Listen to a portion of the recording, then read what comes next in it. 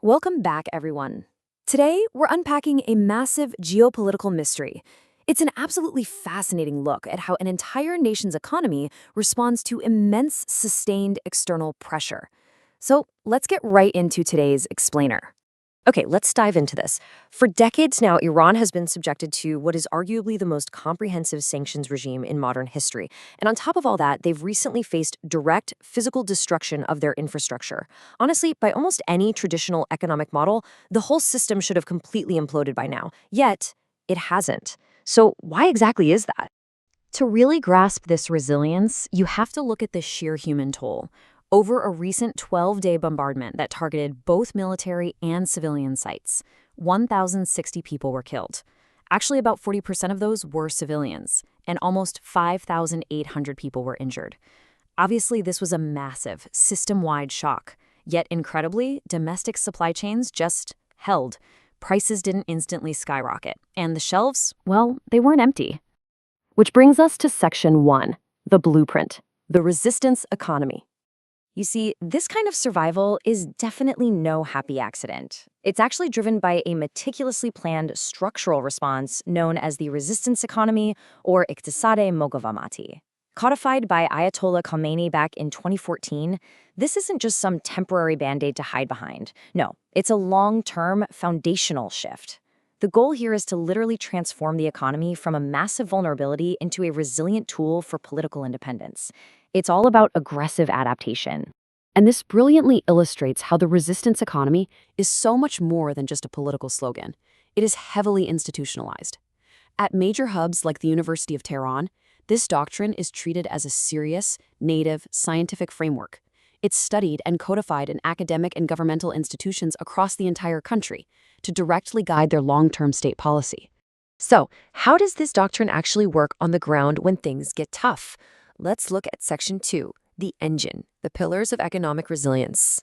When the pressure is dialed up to maximum, the first major pillar they lean on is decentralization.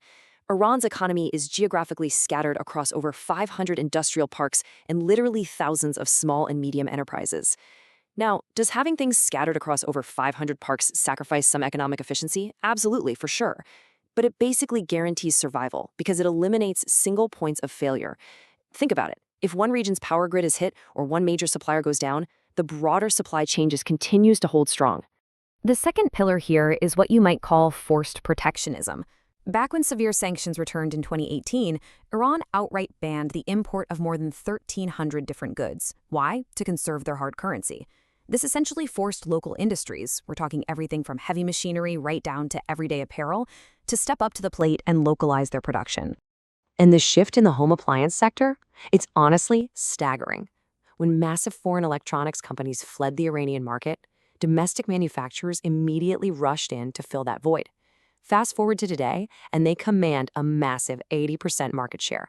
They're churning out over 20 million appliances a year for around 90 million consumers. It's a huge pivot.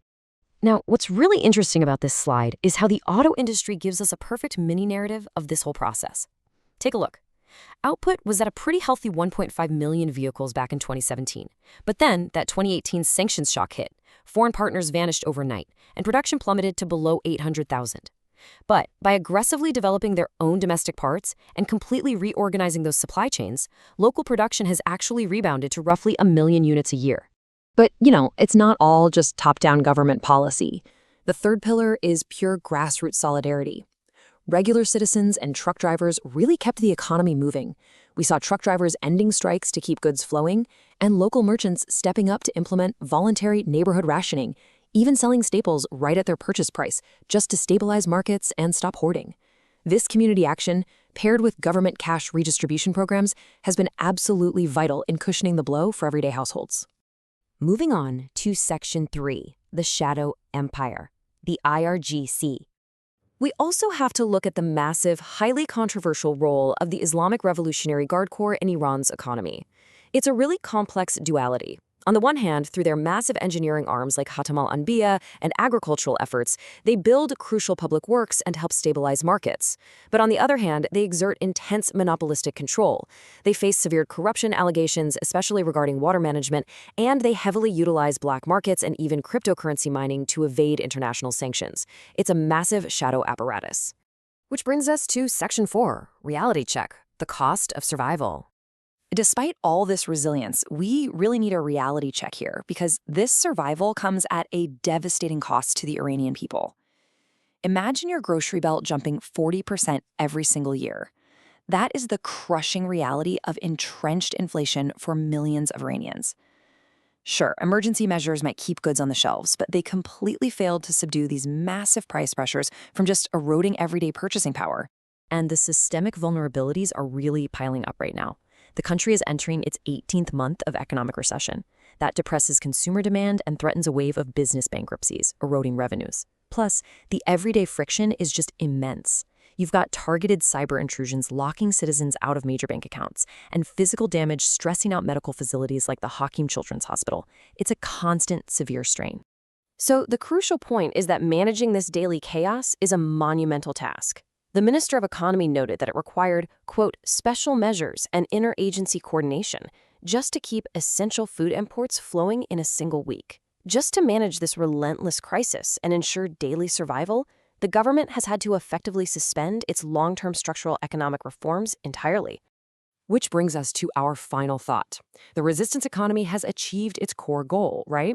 Preventing total collapse despite unprecedented sanctions and relentless external pressure.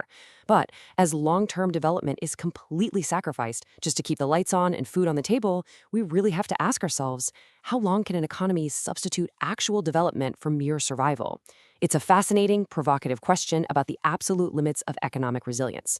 Thanks for focusing in with me today, and I'll catch you on the next explainer.